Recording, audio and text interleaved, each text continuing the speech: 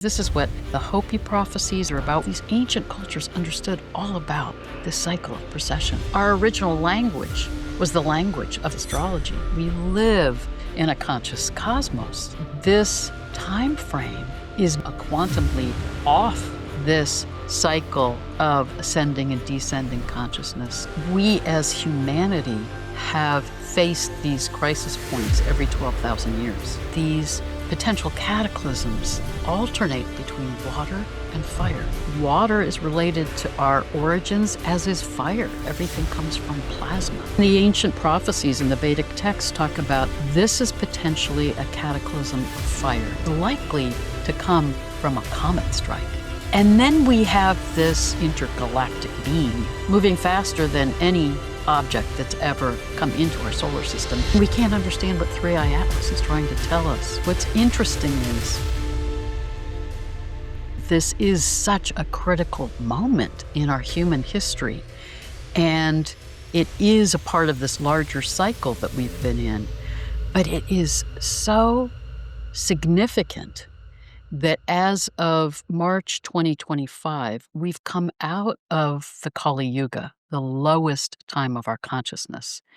And this year, March 2025 to March 2026, I think is a critical threshold point for us as humanity to be purging the out of balance patterns of the past, healing, and moving into a completely new direction. We have the capacity, I think, to make an evolutionary leap as humanity. And I think the window of this transition is really 2025 to 2032, as I think we've talked about in an earlier conversation.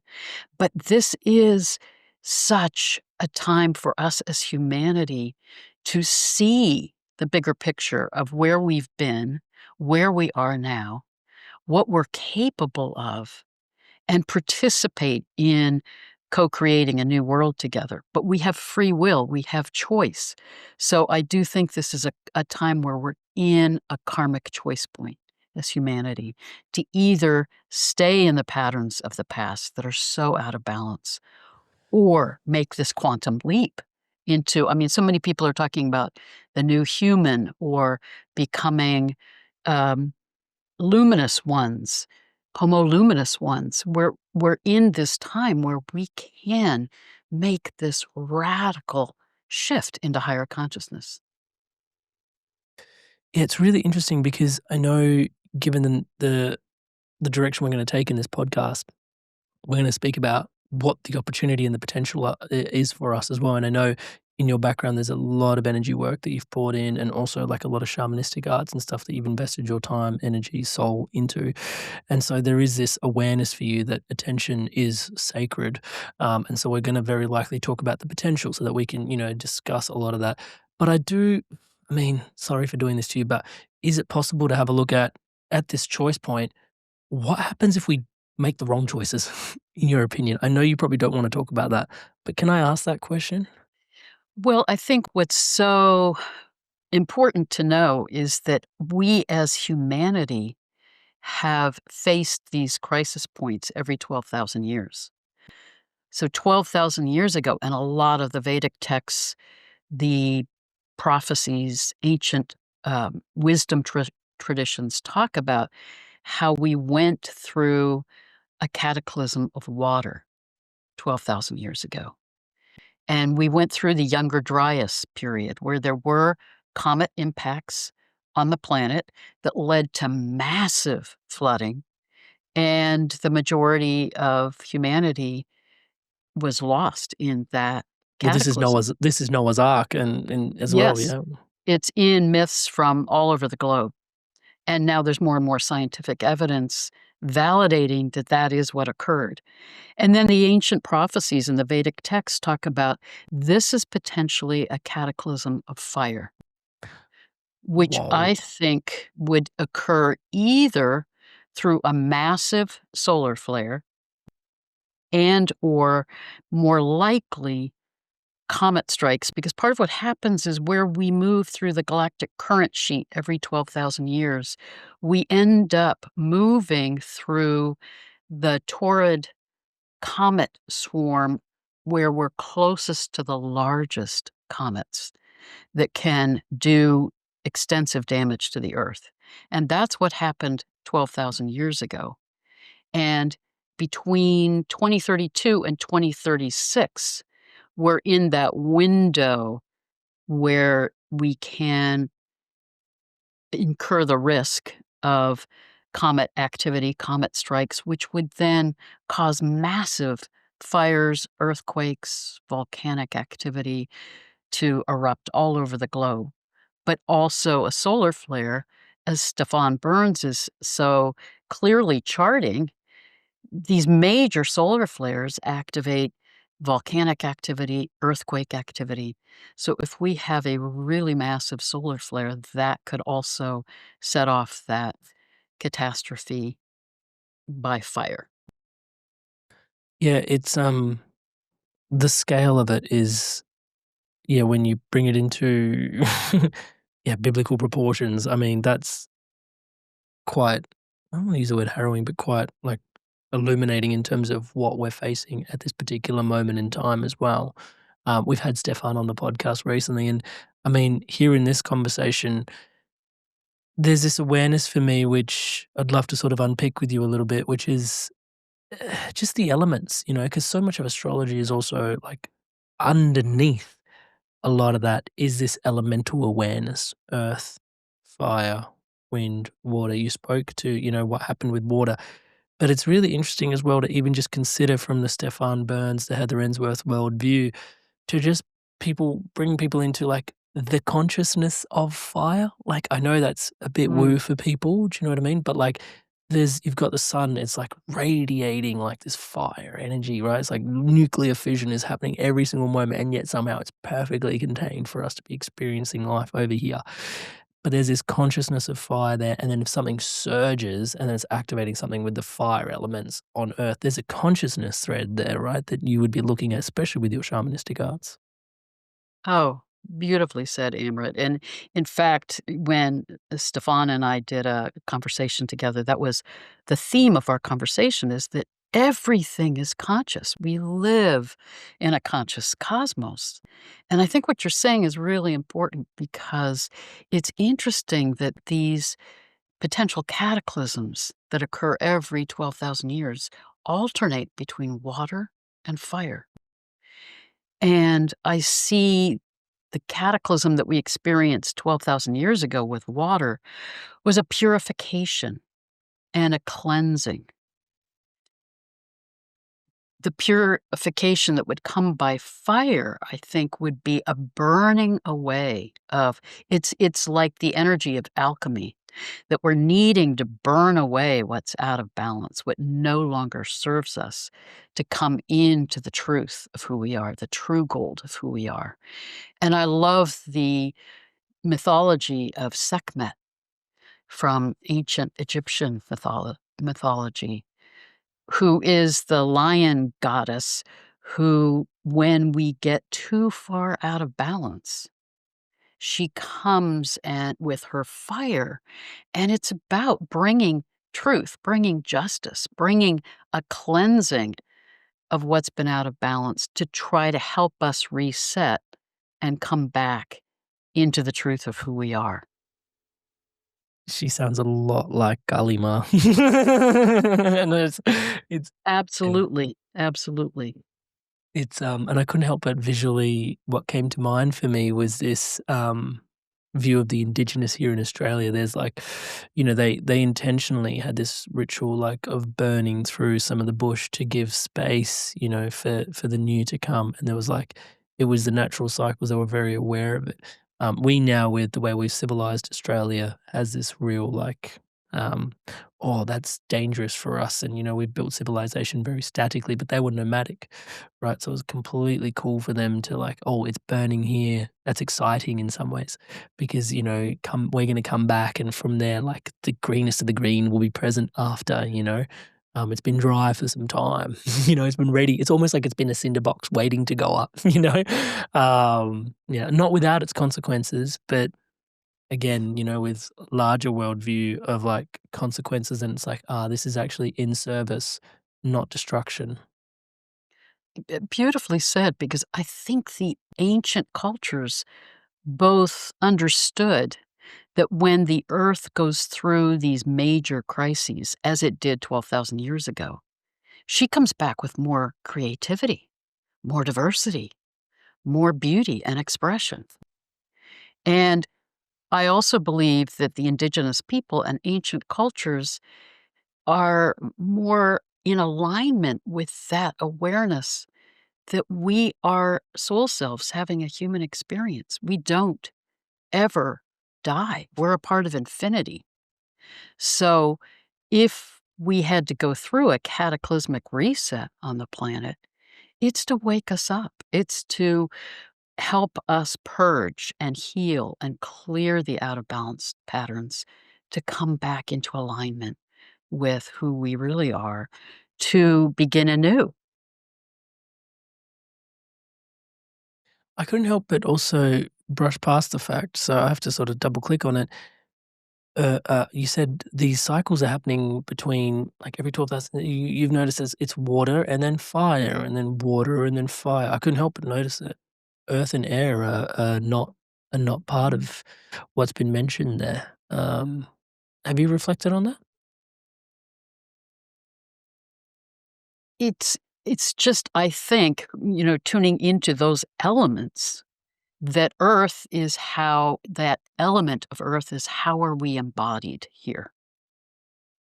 And air has a lot to do with our intellect and our energy and our, you could think of it as the Earth's atmosphere, that emotional, mental aspect of who we are and how we manifest ourselves.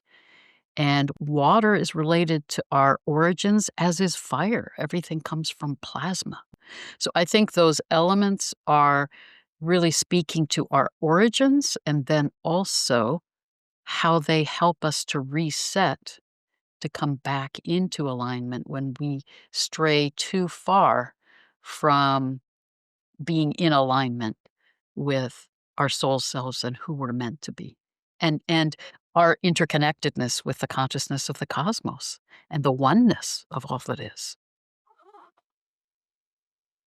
Can you speak to us of the level of courage that you think the souls that have incarnated at this time onto the planet have embodied?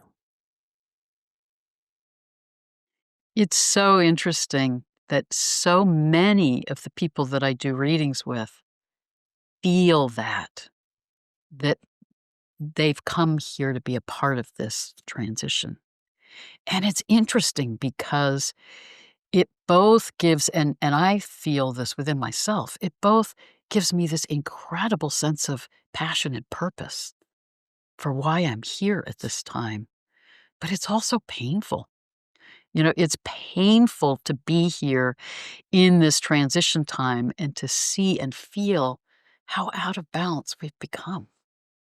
We're coming out of the end of this 6,000-year period of the Kali Yuga, where we've gotten caught in that illusion of separation and illusion of our disconnection from the cosmos, and gotten into such destructive patterns. And it's painful to see that. And as we're in this transition time, I think all those shadow aspects of humanity are right in front of us right now to support us in seeing it, healing it, clearing it. But that takes courage to be in the midst of this intense time where we have the awakening and we're also seeing the most intense shadow aspects of humanity playing out at the same time. And so we've got your worldview, which is looking at these major 6,000, 12,000, 24,000 year cycles, looking down from the astrological worldview and point of view, and then understanding the shamanistic arts in your background and psychology, etc., and the impact that it's having on the individual. Sorry, I don't mean to be dismissive when I say etc., like that. It's just there's a lot in there. That's all. um, and then you've got this. So you've got this awareness that we're going through this really incredible time at this particular moment. Potentially cataclysm of fire as we're discussing it. And then all of a sudden, I'm picturing you maybe from my yesteryear as like a bit of a project manager, just making sure the stars are doing their thing, like, oh, yep, that's going on in these cycles. And then all of a sudden, this object you didn't expect to just show up in your neighborhood just shows up as like a curveball, literally. I mean, what was that when you first heard of this, like 3i Atlas coming through your worldview? Do you want to tell us a little bit about, yeah. Well, Amrit, it is so amazing if you think about this time that we're in and the potential cataclysmic crisis is likely to come from a comet strike. And then we have this, I don't think it's a comet, but that's how it's perceived. I think it's an intergalactic being, actually, comes flying into our solar system, moving faster than any object that's ever come into our solar system, in alignment, only 5 degrees off the ecliptic plane, and making these passes by Mars, its perihelion with the sun, then Venus, then the Earth, then Jupiter. As I started to tune into it, because I think when we realize everything is conscious, and this is part of what I so loved about doing shamanic training, is you realize that everything, we can be in communication and connection and attunement with everything on the earth, everything in the sky. So as I started listening to this intergalactic being, I realized we are being so supported and guided to wake up, to realize what's going on in this time frame, what the choice point is, and to have that possibility to heal and to make that evolutionary leap. It's really extraordinary because, as you know, I'm so passionate about the study of the precessional cycle. And I think if we don't understand our history and that larger cycle, we don't understand what's going on right now. And we can't understand what 3i Atlas is trying to tell us. Because what's interesting is we entered into the time of the Kali Yuga at the end of the age of Taurus, ruled by Venus. And I believe part of what activated our moving into that lower level of consciousness was we went through some climate crisis, some different environmental stresses at that time that led to a lot of cultures collapsing. And I think it led to a lot of fear and then trauma. And then as humans, our trauma response is fight or flight, and we want to be in control, and we get caught in then these coping mechanisms that can perpetuate trauma. So that started towards the end of the age of Taurus. Then we moved into the age of Aries, ruled by Mars, and we got more and more caught in that trauma, leading to the power over paradigms. That's when we got caught in war and more into these patterns of destruction and our illusion of separation and getting caught in our ego consciousness. And then we moved into the age of Pisces when I think through spiritual teachers like Christ, like Buddha, who came to try to guide us back into healing and back into reconnecting with the oneness of all that is, Pisces. We ignored it and stayed in our destructive patterns. And here we are now, coming out of the Kali Yuga, entering into the age of Aquarius, with this opportunity to heal and transform and move into higher consciousness.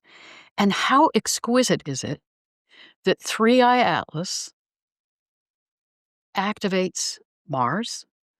You need to heal those out of balanced paradigms of Mars and the energies of the sacred masculine. It activates the sun. Then it makes its pass by Venus. We have to heal the out of balanced aspects of the sacred feminine and bring Mars and Venus back into balance. Also the ages that you're referring to, Yes. right? Because then you've got Mars Yes. with Aries, and then you've got Yes. Venus with Taurus, and those 2 ages as well, that like massive 2,000-year ages. Exactly. So it's saying heal what got out of balance in the age of Taurus, Venus. Heal what got out of balance in the age of Aries, ruled by Mars. And then what's the final it goes by Earth, integrate those energies that are being called into healing, the sacred masculine and the sacred feminine. And then the last planet it makes its pass by is Jupiter, the traditional ruler of the age of Pisces. Really? Jupiter used to rule Pisces? So it's exquisitely taking us through the story of how we got out of balance to review it, reflect on it, heal it, come back into balance, to then be able to move forward in a new way where we remember who we are, how to be in harmony, how to be in balance, how to come back into connection with the consciousness of the cosmos and the oneness of all that is. It's exquisite. Hey there, inspired souls, lumen beings. I wanted to take a moment to thank all of you that are subscribed to this podcast. As I like to say, everything you see around here, Touchwood, is powered and empowered by your subscription to this channel. Thank you so much for your incredible love and your support. To all of you that haven't yet subscribed, please do take a moment. As I'm saying the word subscribe, the button below is lighting up in the colors of the Inspired Evolution. Please do take a moment. Hit that subscribe button, hit the bell notification icon. Join the community spreading love, light, wisdom like this, Touchwood, together around the planet. It is such a blessing. And actually, at the time of this recording, many of you think you are subscribed, but you aren't actually. So please do check. If you see the button, please do select the button, hit subscribe. Also, a warm invitation to you guys to join the community formally on the inside at what we affectionately call The Circle. I'll put a link on screen and a link in the description below for you guys to go check out more. Megan Watterson's going to come on and answer your questions in a monthly guest Q&A. So we've also got Greg Braden coming up, Richard Rudd from the Gene Keys. So lots of great guests coming in where I step out of the way and you get to ask your questions directly of these guests.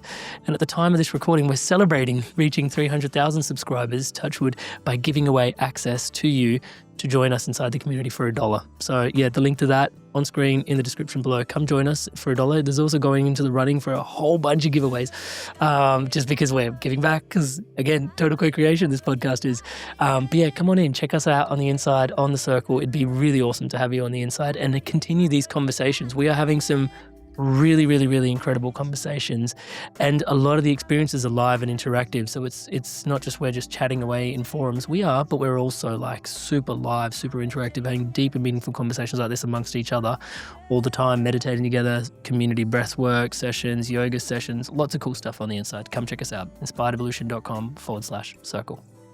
Back to the episode. I'm going to take it here, intuitively tuning into, in preparation for today's podcast, I was meditating on where this conversation was going to go a little bit, and this dropped in for me. And I just wanted to get your thoughts on it. I almost see it, and I'd love to get your thoughts on this, where it lands. Pun intended. Let me tell the pun first. Here we go. I'm such a dad now.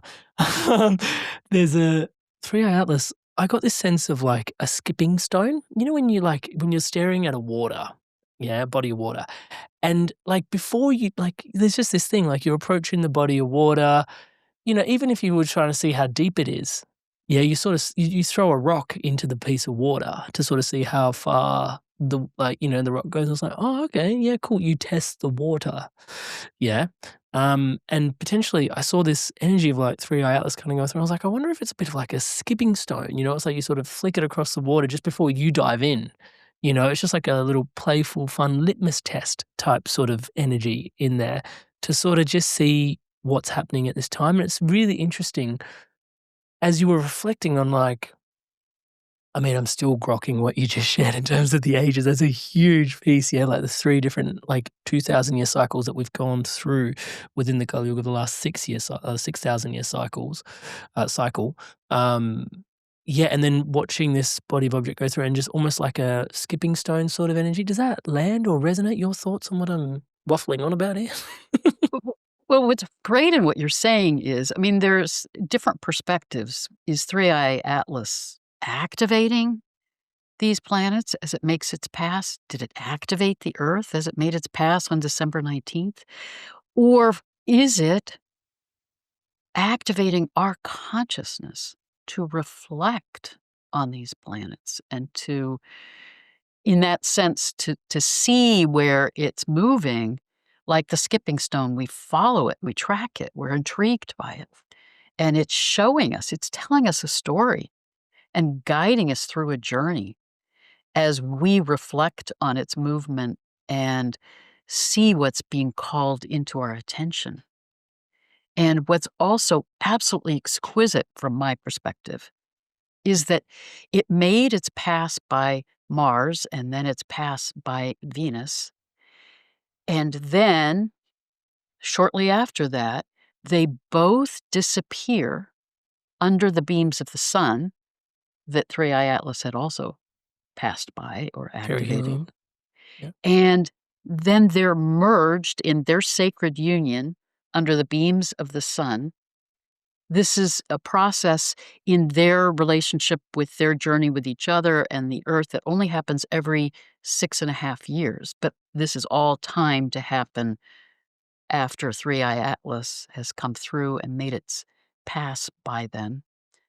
And they're in this exquisite time of being in the alchemy of the energy of the sun, invisible from view. We don't see either of them. I'm Venus was a feeling like morning it's a bit star. of, I feel like we need to X-rate this podcast now. There's like a male, female behind the scenes, behind the sun. You can't see. Anyway, And sorry. in This their is sacred union and their sorry. Yeah, merger with sacred each union. other, Sorry, not Amrit. Stop. Get your head out of the gutter. and they're invisible until March, when they emerge early in March, just before Three Eye Atlas passes Venus. And then we, shortly after that, have the March equinox. But the orchestration of the timing of this in relation to the cycles of these planets, and Three Eye Atlas has also timed its pass by each of these planets close to either a new moon or a full moon. It is the synchronicity of it and the complexity of it and the beauty of it is so extraordinary in how it's showing us this is not random. This is not something happening that has no meaning. This is a profound way that the cosmos is guiding us in our healing process to move into radically new ways of being and telling us we are supported, we are guided, we are loved, and can move through this time into a rebirth, new ways of being. Yeah, because my next question was going to be like, randomly this object emerges, and it's Yeah. interesting because you already used the word synchronicity, and we were discussing earlier. I've become an astrologer myself. I feel very out of my depth saying that in front of you, by the way, live on camera. But we all got to start somewhere, I guess. And in my studies, like Carl Jung came up with the term synchronicity based on his studies of astrology. Like there was there's the Chronos, which rules time and the planets, and the Chronos of us down here on Earth, not down here, but like here on Earth, and the two Chronoses, and seeing that the synchronistic nature of what was going up down there. Like the word synchronicity that everybody uses in all these spiritual circles came from astrology and psychology Yes. meaning. Absolutely. And that's what he realized, and he was so aware of the collective consciousness. And what we're coming to understand even more deeply, I believe, through astrology is cosmic consciousness. So that everything is unfolding in these ways that have meaning and purpose. And part of my fascination with Three Eye Atlas and tracking this is in doing readings now for 30 years, I have become in awe and wonder about what I call the dance of the transits in someone's life, where you can actually see a whole sequence unfolding across a few years where transiting planets will activate an issue in this person's life, trigger something, bring it into their awareness. And it may be a crisis, or it may be a change, or it may be something that comes into their awareness. And then these transits will come into play to bring healing and support. And then these transits will come into play to empower the person in moving in a new direction. It's like they're being guided step by step to go through this change process to move more fully into who they truly are and who they're meant to be and how to be in alignment with their path and purpose. And I believe we're being collectively guided in that way by what's unfolding with Three Eye Atlas. Diving in deeper there, I mean, the timings of these things as it's transited, like, let's just take the planets. Like October, it did its Mars thing, and then towards the end of October, it did its Sun thing, and then November, it did its Venus thing, and then, literally just at the time of this recording or just after, we're just behind where it's done its Earth flyby. And then you've got March, where it's headed to Jupiter. Um, they all seem to be not seem to be. They're all very aligned to certain astrological moments as well. Like you've got full moons, you've got equinoxes, you've got solstices, you've got you know, um, can you speak to us to, again, this, you've used the word messenger quite a bit in your own videos, but then also it's quite, I mean, there's a message just in there without even diving in deep yet, just looking at the timings, because astrology is all about timing at the end of the day, isn't it? Well, and what you're saying, I think, is so important because when you realize those are synchronicities for us here on Earth. The the full moons that, were very close to the pass by Mars and then the pass by Venus, and then the pass by Earth at on the day of the new moon, and then the pass by Jupiter just a few days before the new moon. Those are events that we experience here on Earth with our cycle with the sun and moon. And they also correlate with these times in our solar journey of either these cross-quarter holidays or the solstice or the equinox that again are our journey in our experience on Earth with the movement of the sun across the year. So in that way too, it seems as if this intergalactic being is saying, this is a message for you, humanity on Earth, to tune into this, to see what it is. It's mirroring back to us what we need to be aware of, what we need to see and heal and transform in order to move into this new age, in order to go through this evolutionary leap. We can't bypass that time of healing and purging and clearing the past, which enables us then to release that density from the past to open into the higher consciousness. And it's guiding us step by step through what needs to heal, what needs to be cleared in order for us to make that shift. Yeah, this is where potentially, yeah, the skipping stone metaphor in terms of like it's coming through and sort of testing the waters versus also like, hey, it's actually coming through and doing like, I don't want to, I mean, karmic cleanup crew in some ways. Are you viewing it as that? I wouldn't say karmic cleanup crew, but I would say it is potentially activating these frequencies that are reminding us of Or what causing us to reflect, causing us to pause and and reflect. reminding us of what our universe is like when we are in attunement with its natural harmony and Ah, balance. dialed in.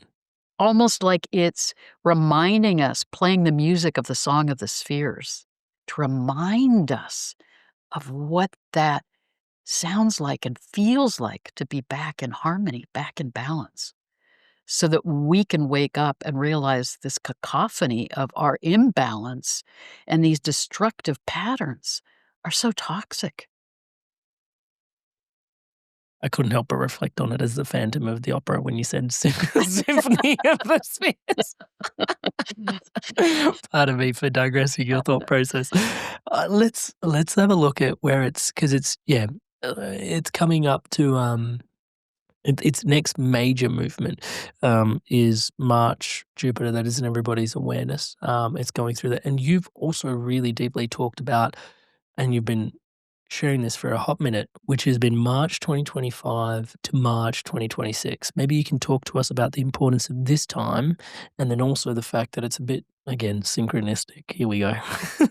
That it's like that's the last sort of planet that it does before that it flies past in its trajectory. March 2026 is also when Through Atlas does its Jupiter thing.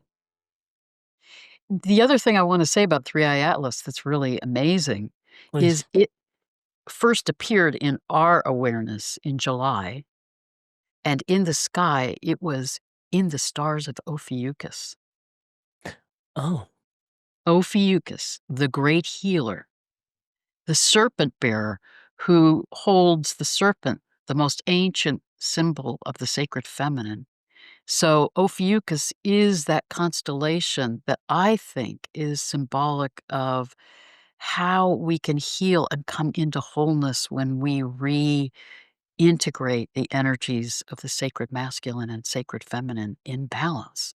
So Three Eye Atlas comes in and calls our attention to Ophiuchus.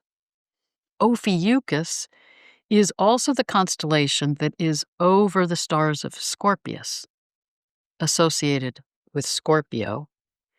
And the time of our highest level of consciousness in the precessional cycle was the age of Scorpio, age of Ophiuchus, age of Libra, age of Virgo.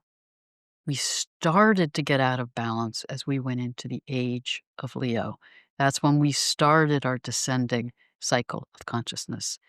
And Three Eye Atlas appears in the stars of Ophiuchus, moved into the stars of Libra, then into the stars of Virgo, then Leo, and then exits. It's both saying this is where you got out of balance. The age is ruled by Venus, Mars, Jupiter, and this is where you are at your highest level of consciousness and what you're capable of returning to now. Ophiuchus, Libra, Virgo, the golden age. When you remembered how to be in full harmony and balance with all that is. So it's both guiding us to see who we really are and what we're capable of, and then to see how we got out of balance in this Kali Yuga period and how now we can heal. So, March of 2025, we exit the Kali Yuga. We now go through this whole sequence of synchronicities guiding us in our healing journey that ends March of 2026 when it makes its final pass by Jupiter just before the March equinox. But also then we move into these other shifts happening in the spring and into the summer that I think are then saying, now you can begin to manifest the new forms if you've done the work of this year of seeing what's out of balance, doing the healing work that you need to do, to now be in this transformational process, in this evolutionary leap, to move into the paradigms of the age of Aquarius. Yeah, wow. It's or do you know where so it comes in through Ophiuchus, do you know where have you mapped where it leaves? Leo. Oh, so that's where it's leaving, that's what to your point. Right, okay. Whoa. Right. And so then you think potentially it's a rebalancing of all the stuff that's gone through that period? I believe it's been trying to help us reflect on where we got so out of balance in those ages that were the Preceding. ages of the Kali Yuga. Mm. But then in its trajectory, it's saying, remember where you came from. Mm. Remember your larger journey. Mm. Remember what you're capable of moving into now. I firmly believe we're not being called to go back through another incremental process of moving into ascending consciousness and staying on this karmic 'Cause wheel. this is part of that choice point thing that you talk about. Yeah, can we talk about that? Can you sorry, I'm interrupting while you were talking about it. Well, I believe that we are capable of making, and this is what my new book is about. I believe we're capable of making this evolutionary leap to get off the wheel, to move into higher consciousness, to be in this initiation process that allows us to come back into connection with our galactic allies and our remembrance of our oneness with cosmic consciousness, to radically shift how we are as humanity. I think this is what we're capable of. Hey there, inspired souls. If you'd like to understand how these transit, these movements, three-eye atlas, all these things at this particular moment in time, also in April, we're about to have 8 planets stacked up in Aries. If you want to understand how these transits and these movements and the sky above you are influencing the individual that is you, what's happening for you at this particular moment in time in the chapters ahead of you, it'll be my honor to support you with an astrology reading if you feel the call. You can book in a reading at amritsandu.com/reading. Link in the description below. Back to Heather in today's episode. I've got a bit of a trippy-dippy question, and that's saying something by Amrit standards. Touch it. So we're moving into the age of Aquarius, and we're, in another whole new age that we've moved into, age of Aquarius, and then we've got Capricorn, and then we've got Sagittarius. Have you reflected on the energies of these 3 characters and the archetypes and sort of what we're moving into? Like, have you taken a beat for that? Well, absolutely, because part of what I explore in my book is why did we move through these different ages and and what's fascinating to me is if you study history, our cultural paradigms and our ways of perceiving reality, the lens through which we see our world shifts as we go through those different ages. And it's almost like we're in this evolutionary journey collectively to learn these different m- uh, ways of being, these lessons of these archetypal energies of the signs of the zodiac. But my sense is, and I believe this is what the Hopi prophecies and other prophecies are about, what I learned from the Peruvian shamans, is that this time frame is meant to not be this gradual movement now through the age of Aquarius into the age of, Capricorn and then Sagittarius, but an evolutionary leap, a quantum leap off this cycle of ascending and descending consciousness into retaining that awareness of the full cycle, being in that higher consciousness that allows us to integrate the fullness of the journey to move into higher consciousness and be more in alignment with galactic consciousness. Whoa, okay. So we'll be carrying more of the wisdom of each of the archetypes as we move through these ages, as we're going into it, if we do take the opportunity that's on hand. You've mentioned this a couple of times and I haven't double clicked on it. Galactic consciousness, cosmic consciousness. It's quite a leap that you're speaking to evolutionarily, because even when we Harold Young and his big things was like understanding the id and the collective consciousness and all that was there. And you're saying this is waking up on like another iteration that we're coming through on. But we're still going to be moving through these ages for the prescribed amount of time, but the awareness we carry through them is going to be intrinsically different, is what I'm hearing. Let me describe it this way. One Please. of the practices that has been most profound for me from my shamanic training is the medicine wheel practice. And to me, the astrology chart and this movement of the precessional cycle is like the medicine wheel.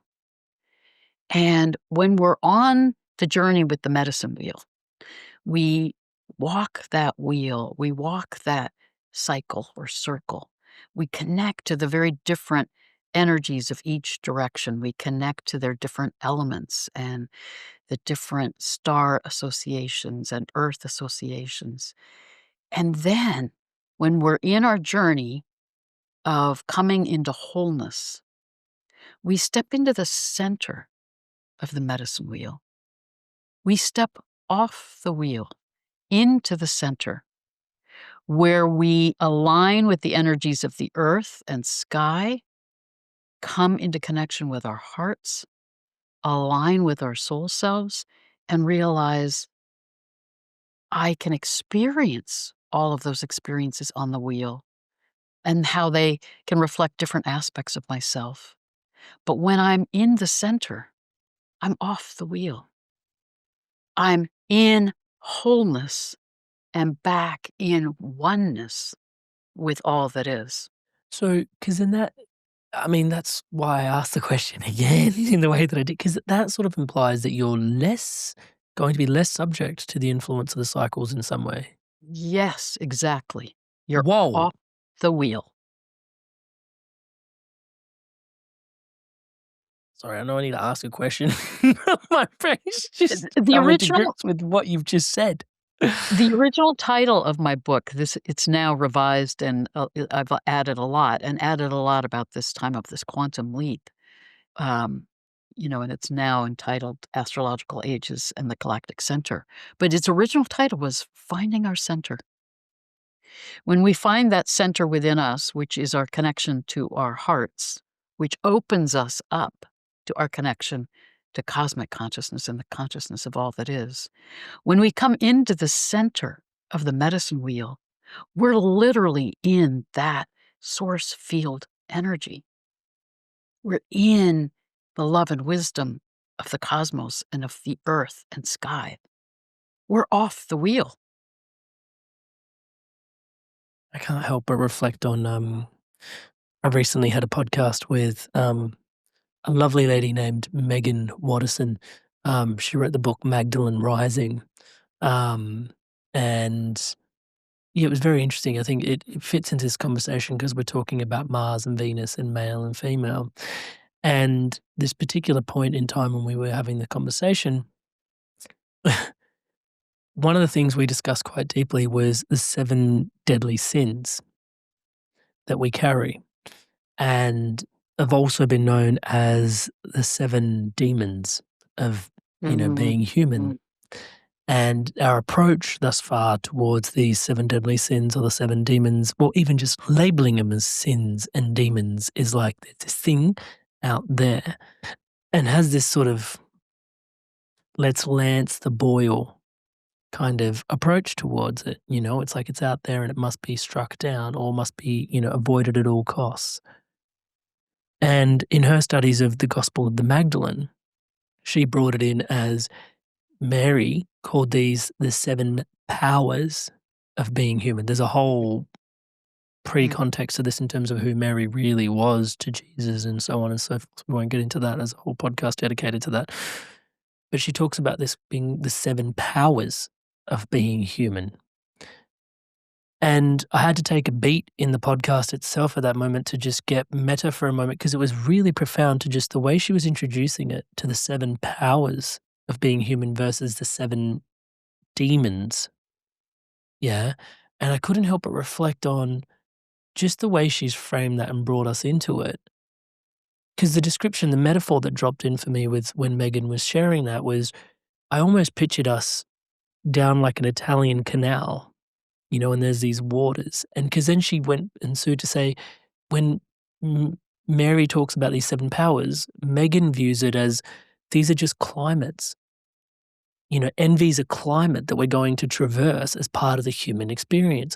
Greed is a climate that we're going to traverse as part of the human experience. Your soul came in incarnated to learn via experience, and Mhm. these are the 7 powers of being human to learn via human experience. And the meta moment for me was like, oh, whoa, like this podcast was kind of dedicated to the Magdalene and feminine rising, but it's in the nuance, like right here, the rubber hit the road for me in terms of like the way she sort of described it was like the phallic approach of like, there's our 7 demons out there or our 7 sins, and we got to lance and avoid and boil them and strike them down, like strike, phallic, bang, And then there's this, hey, can we just accept them for who they are, these 7, and accept ourselves through them? And I saw this Italian canal approach, which was like, as the climate, almost like the tunnel is greed for the next little bit, or the tunnel may be envy for the next little bit. And I'm sure there's probably like astrology can inform some of that. But to sort of stay in your rowboat, and not get overly attached to the climate, and then find your center.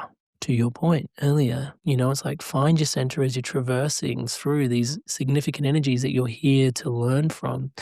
When you're referring to center, I just couldn't help but reflect because that was a really profound piece that dropped in for me personally on this podcast with her referring to like center and recognizing that, oh, we've been so masculine that we're in, you can almost see the masculine folding in on itself. It's lancing so many things to try and lance off the things that it's trying to lance off. It's even trying to lance off the hand that's lancing off. It's just like, whoa, this is no longer working, It's like, and hence the feminine uprising to hold some space for all of that and the timings of all of that. I mean, there's not a question here. There's just a reflection. What's so brilliant about your bringing this up, Amrit, is that whole notion of the 7 deadly sins and our being mired in sin and needing to clear our sins, which is so at the foundation of Judeo-Christian religion. When did that understanding first come into our human consciousness?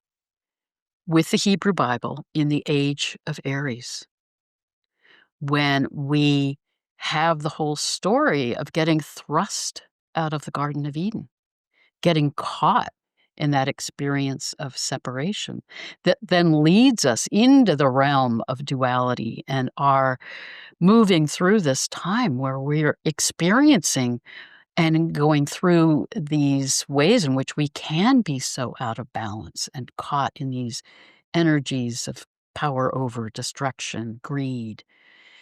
And I love Matthew Fox's book. He entitled it Original Blessing. That when we go back into more ancient wisdom traditions, and this is true the beginning of the age of Taurus, we realize we are a part of creation. We are blessed with these energies and archetypes and gifts from being at one with the earth and sky and cosmic consciousness. Those are our gifts. And I do believe somehow in this cycle of ascending and descending consciousness, we go through these times of forgetting and getting caught in these ways that we're so out of balance. But maybe part of the journey is to come to this point where we realize what we've lost and how out of balance we've become to heal, come into wholeness, come to center, and no longer have to go through that journey of forgetting and getting caught in all these shadow aspects of who we're capable of being. I can't help but feel the energy of like there's a majesty about that. Like maybe it's the sovereignty that each individual carries when they're centered. I don't know. It's just an energy that I'm feeling as you're sharing this at this particular moment in time. Mm, mm. Beautifully smooth. There's 2 ways my mind is going in this podcast at the moment. Well, interestingly, let's go with last time you were here, you talked about the Earth also being in this like it's 80% of the planets are like in this binary Binary star. relationship, and they're like, why would ours be, in the 20% as opposed to the 80? So, there's and you said it's in your worldview, we're likely married up to Sirius of the stars that are out there, and brightest star in our sky.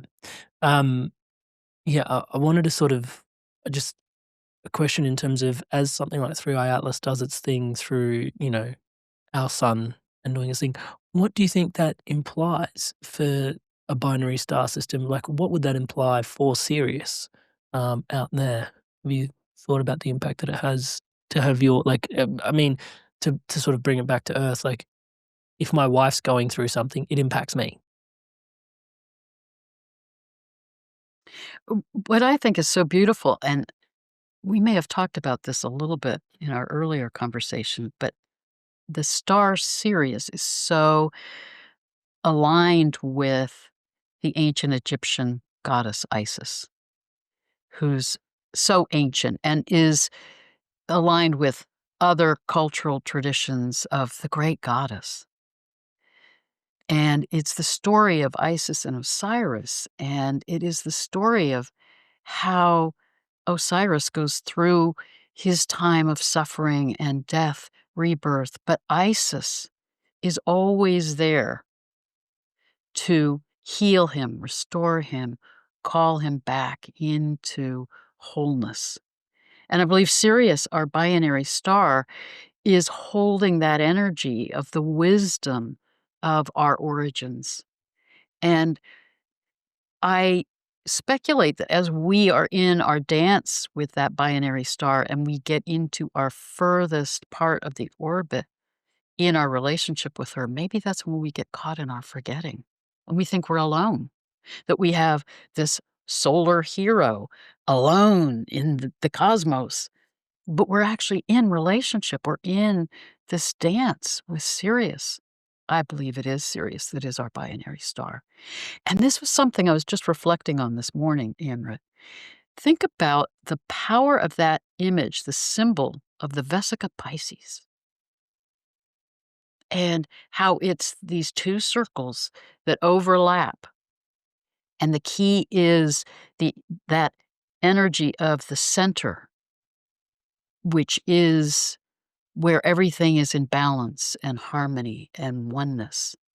That is the image of our dance with our binary star. It's this figure eight with this gravitational center where we remember our relationship and our oneness with this binary star and with the consciousness of the cosmos. What if that's part of how we're regaining that understanding of coming to center?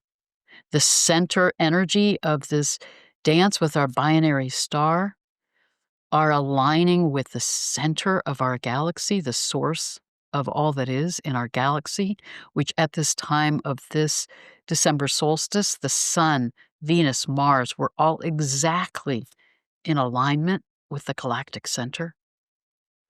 We're so being guided to come to center. And what I love when I'm doing astrology readings is we have these oppositions, we have these squares, we have these challenges that are shown around the wheel of our chart.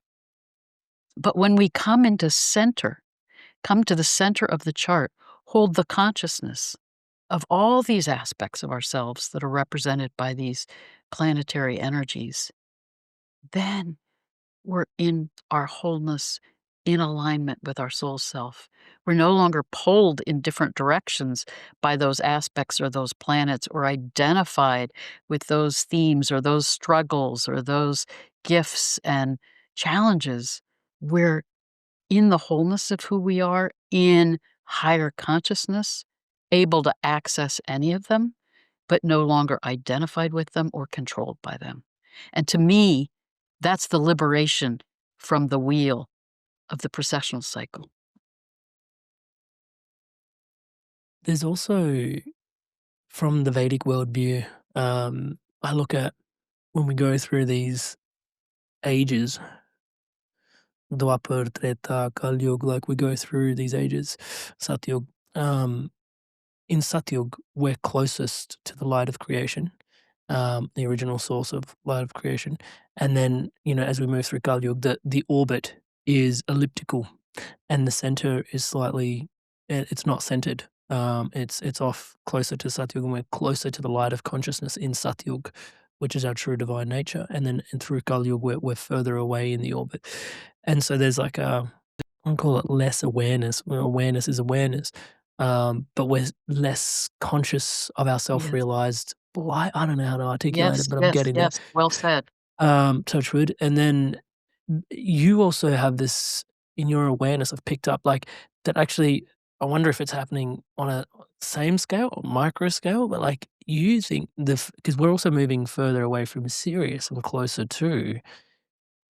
And you said that's impacting our the light of our consciousness as well. In your opinion, can you speak to that, please? Because I found that fascinating.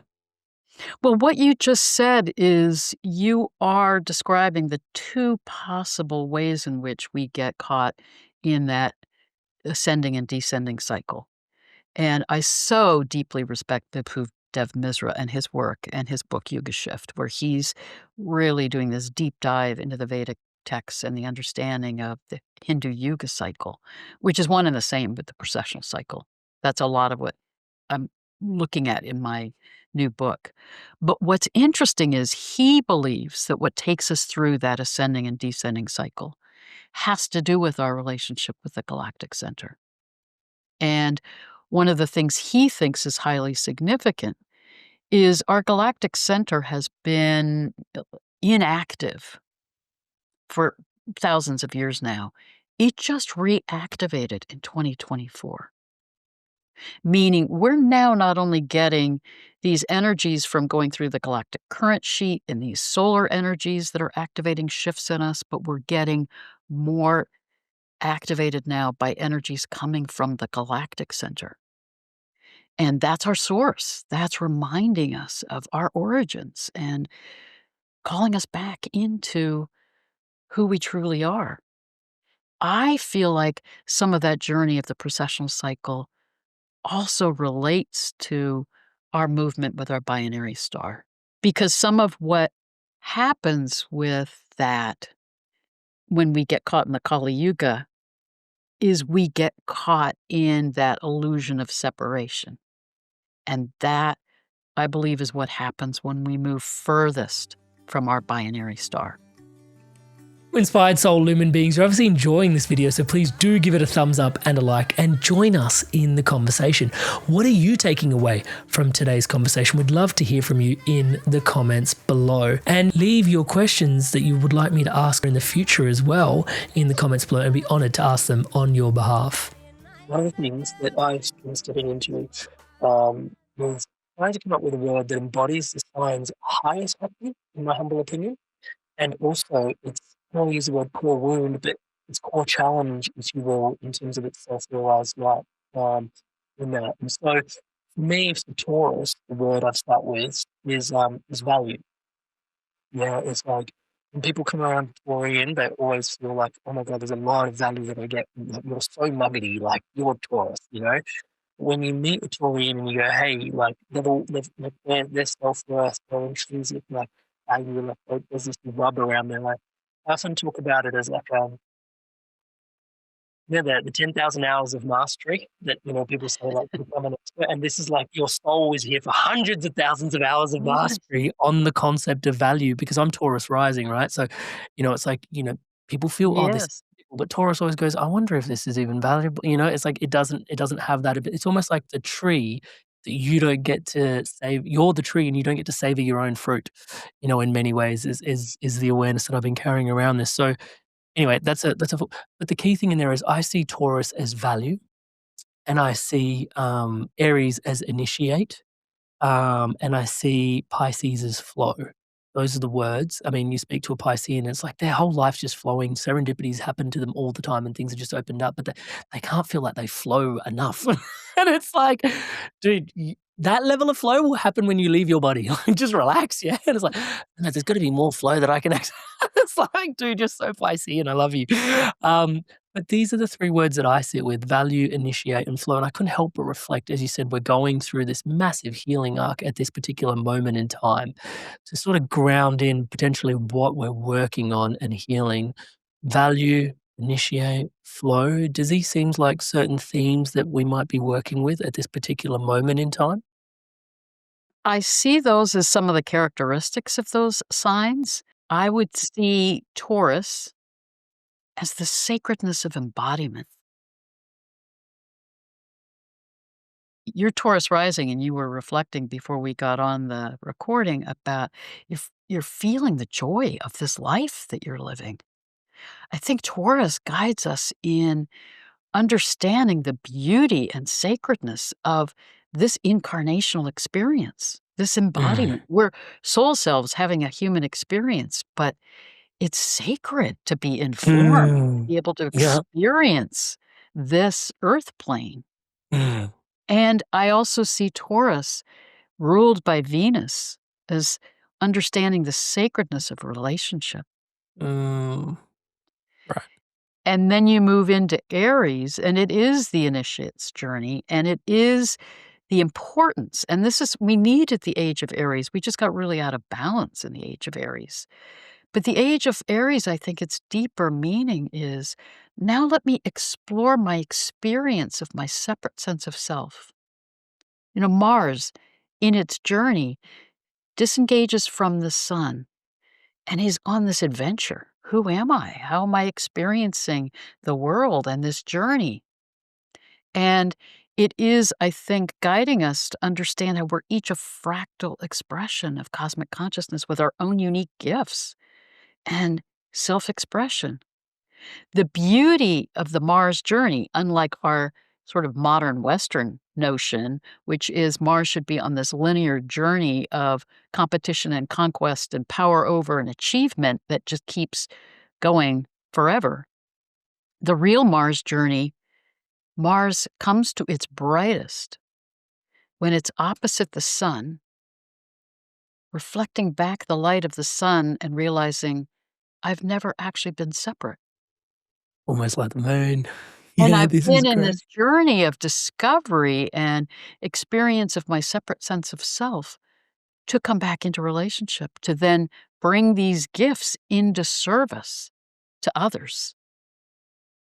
And that's the true initiate's journey.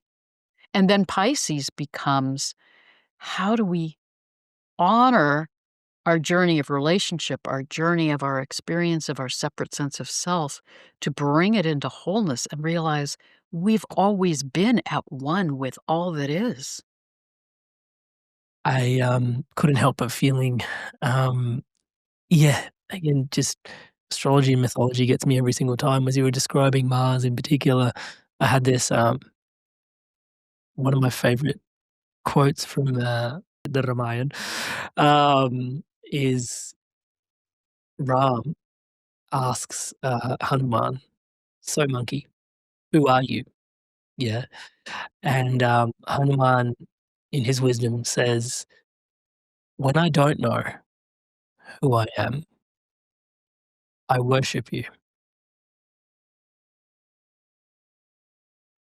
and when I know who I am you." Oof. Oof. Wow. Yeah, and it reflects upon, yeah, I mean, just these myths that are carried there, just reminding us and pointing us with incredible truths. Um, yeah, I hope people that are tuning in to this are really feeling into the opportunity that you're pointing to at this particular moment in time. Um, that's just Mars, and just Mars to the point, but it's Mars. Been a lot that we've gone through over the last 6,000 years, and back to the courage that it's taken to be here at this particular moment in time as a soul choosing to incarnate. I mean, a really, really, really potent time to be here.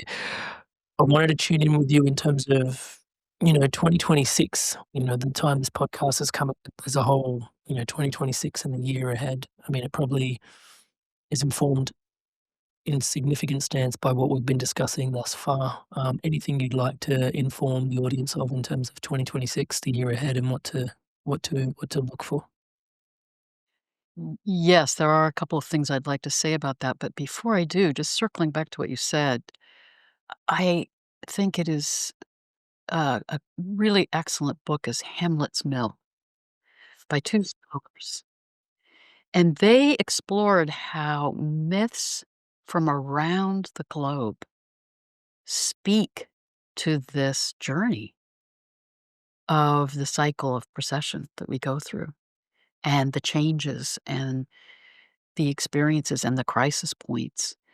And there's another book called Prehistory Decoded by Martin Sweatman that basically, again, says these ancient cultures understood all about this cycle of precession. It was our, our original language was the language of astronomy and what we now understand as astrology.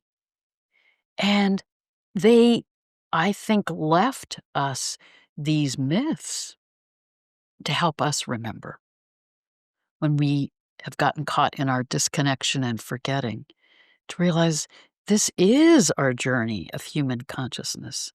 And we are capable of seeing it, being aware of it, and I think stepping off the wheel into this evolutionary leap. And I do believe these energies that we're in now are showing us that's possible and are trying to guide us and support us in that. And it's interesting that we have this whole journey with 3i Atlas. We have that powerful conjunction February 20th with Saturn and Neptune at 0 degrees of Aries in our tropical zodiac chart. And I love the meaning of the Sabian symbol for that is a woman rises out of the sea and a seal rises up and embraces her. What's a Sabian symbol? The Sabian symbols are this information that's been come through channeling and intuition from Dane Rudhyar, from a number of people. Multiple sources. Yeah, right. And it's indicating that each of the 360 degrees of the zodiac have their own image and meaning. Whoa! And this one is there's a And seal this one, coming up the to image rise? is a woman rises out of the ocean, a seal rises up and embraces her. Now, if that isn't a profound image of the return of the sacred feminine to reintegrate with the sacred masculine and a remembering of our oneness with the energies of the earth and the consciousness of the life around us. And the ocean is our source. So I see that Saturn-Neptune conjunction as this can be a new beginning. This can be opening to this new way of knowing and being. And Saturn and Neptune are about Neptune attuning to the oneness of all that is and our spiritual knowing, and Saturn, now bring it into form. I mean, how much integration do you need? Masculine, feminine, Saturn, Neptune, seal. Like, there's just, it's integrating on Yes, every level. yes. The more I explore this and the more that I understand the language of the earth and sky and how we see that in astrology, the more I'm filled with wonder, the more it's so clear. We aren't experiencing these energies in some random way acting on us or around us. We are a part of this consciousness of all that is, being guided by this consciousness of the cosmos to be in this journey to heal and move into higher consciousness. There's so much in there. There's so much in there. I got so many questions tumbling down at me all at once. I am conscious of the time that we're in at this particular episode. And I guess if it's okay, I'd love to have you back on in the future. I can't believe I'm asking you that before the podcast ends. Cheeky me. But I think it just I would speaks to love that. speaks testament to just how comfortable I am with you in these episodes. Touch wood. It's yeah. Any pieces of advice for how to approach March in particular as we come into a time of balance, as we come into through Atlas's final passing of Jupiter, you mentioned before, for you, it's connected to Pisces. Anything in particular that we should be working with in those energies as we come into that time? Part of what I think is exquisite is Mars and Venus are invisible. They're under the beams of the sun. They will be exactly conjunct with the sun. I think it's January 9th. They're just all in this alchemical transformational process. They don't appear again in the sky until March. And I think part of what we're being guided in from this time, really from November, but particularly from the solstice to the March equinox, is to be in our inward process, to be in our own time of reflection and seeing where we're out of balance with these energies of Venus and Mars, the sacred feminine, the sacred masculine, be in our own healing journey, not to do anything, but to be in this inner transformational process. Then I think as they come back into view, they're beginning a new cycle in their cycle together. They're each beginning a new cycle in their own individual journeys. And Three Eye Atlas goes by Jupiter, which is also symbolic of ancient wisdom. Like, remember. And we activate then the possibilities of Jupiter and the wisdom of Jupiter to move into more manifestation.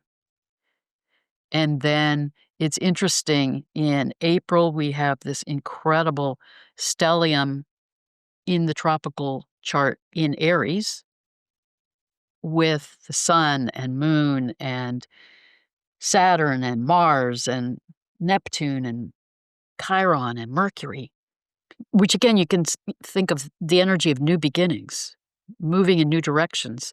But I also love that in the sky, that stellium is in the stars of Pisces, the part of the sky that's called the waters, to be purified and supported in absorbing what we didn't integrate from the age of Pisces, to remember our oneness with all that is, to then move into the age of Aquarius. And then, July, the lunar nodes move into North Node in Aquarius, South Node in Leo. Now we're being supported to energize, activate, embody these new paradigms. And so there's an emergence that happens on the other side, is what I'm hearing from you, Exactly. into a whole new. Yes. I could easily wrap the episode there. There was just an intention before I came into today's episode, tuning into our audience. Chiron. Yeah, I just wanted to ask about Chiron just because you mentioned it there and it just reminded me. And I know it's probably a bit ancillary to the conversation we've been having today. Maybe not. But the energy of Chiron, so many people tuning into this podcast are approaching or have just come off the back of a Chiron's return. And it was just an intuitive impulse for me to want to ask you today, Touchwood, about Chiron and its wisdom and maybe even Chiron's return. Anything you can illuminate in regards to Chiron and Chiron's return for our listener?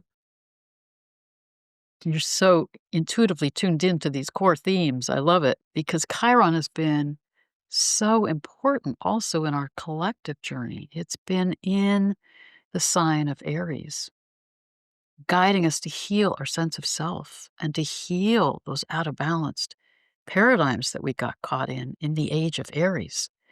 It's been traveling conjunct my favorite dwarf planet, Eris Xena. I never call her Eris. She's Eris Xena. So Yeah. if you see that combination, it's calling us to heal our sense of self, to be able to take in the energy of Eris Xena, which is follow your own creative, unique spiritual path. So I believe for all of us, Chiron is helping us to heal what we need to heal.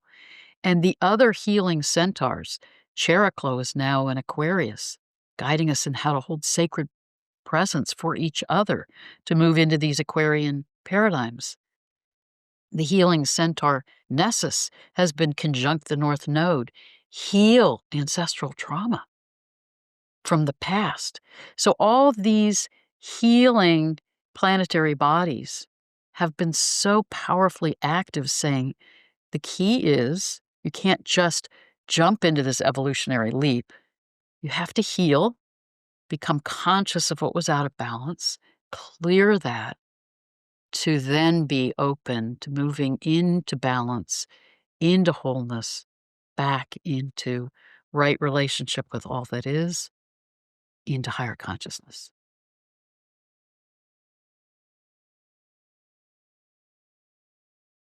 Heather Ensworth. Sorry. Stop giggling away. Thank you exquisite, so though, isn't much. Thank you so much for today's podcast and episode. Touchwood, the essence being thank you for your time and energy here today. And just reveling in gratitude for you, really. Yes, your time and energy, but all of this work informs.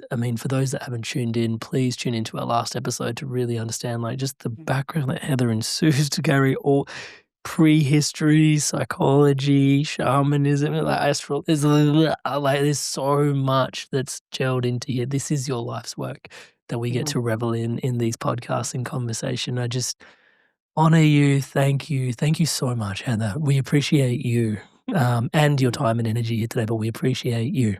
Thank you so much. Oh, thank you so much. I've really loved being in this conversation with you. You inspired soul human being, you made it through to the end of another really incredible episode. What an incredible treat. Really enjoyed having her on the podcast, and I'm sure you did too. So if you've enjoyed this video, please do give it a thumbs up and a like. It votes for this video, but also spirituality content at large online. That's what you're doing every time you're voting, and giving a thumbs up, leaving a comment, stuff like that. It really votes for the spiritual corner of the internet. Let's put it that way. Touchwood, to just grow and come alive and do its thing. Touchwood. So thank you so much for your love and support. Talking about love and support, my goodness. Thank you to all of you that are subscribed to this podcast. Everything you see around here, it's powered and empowered by your subscription to this channel. Touchwood, thank you so much. None of this would be possible without you. And interestingly, we can look at the back end and actually see from our channel that 80% of our regular viewers are not actually subscribed to this channel. So only 20% of you are the 300,000 that are here subscribed to the channel. There's a lot of you that watch regularly, Touchwood, but haven't yet taken the time to hit subscribe. So it just does take a moment, doesn't cost you anything, and just subscribe button right down there. And in fact, so many of our audience actually think they are subscribed and that they've done it, but they haven't. So just do check. If you can see the button lighting up in the colors of the Inspired Evolution, it says subscribe, you haven't yet subscribed. So hit that subscribe button, hit the bell notification icon, and join the community, join the movement, spreading love, positivity, light, wisdom like this around the planet together. Thank you so much. Really appreciate your support. And as I said earlier, Megan Wattinson will be joining us inside the circle. So it's going to be really fun to be able to ask your questions yourself of Megan. I'm sure today's conversation has been, brought up a lot, touchwood, or hopefully. And if you want to have a conversation with her directly yourself, in and amongst like-minded, like-hearted people, we're doing this every month with guests like this. Greg Braden's coming on, Aaron Abke, Gary Zukav, Richard Rudd, so many incredible guests consistently coming on into the circle to answer your questions, right? So that you can actually be part of this podcast. And we also gather weekly in meditation. We've got community yoga. We've got community breath work. We also gather weekly for sharing, Sunday service. There's a whole bunch of cool stuff going on inside the circle. If you'd like to come check it out. At the time this video is coming out, we've recently just hit 300,000 subscribers. So massive thank you to you all that are subscribed to the channel. And in a thing to give thanks, we're giving our thanks back in the essence of a giveaway. So there's a lot that we're giving away. Astrology readings, $200 off our upcoming retreats, Egypt, Hawaii, stuff like this, mentoring sessions, but also circle memberships as well we're giving away. So to go into the running for all of that and to join the community circle this month, you can join us for just $1, right? So join us to celebrate in the giveaway, and by joining for that $1, you go into the running for the raffle for all of these things. That could be, I think, kind of cool to win. We could, trips, astrology readings. What could go wrong? Anyway, touch wood. So yeah, join us on the inside of the circle. We'd love to welcome you. And it's an incredible bunch of people, touch wood, even if I can say so, on the inside. Yeah, it's just really, it's something. Talking about something, I want to take a moment to honor, acknowledge your inspirations to evolve. Thank you so much again for showing up again and again in these episodes, sharing them with your loved ones. I mean, to be your brother, like I said, walking by your side, it inspires me to evolve by your side, to keep your inspirations flowing onwards, upwards, and inwards. On screen now, the next best episode here of The Inspired Evolution for you to continue your journey. I'll see you in the next one. So go on, take your pick, make your click. I'll see you there.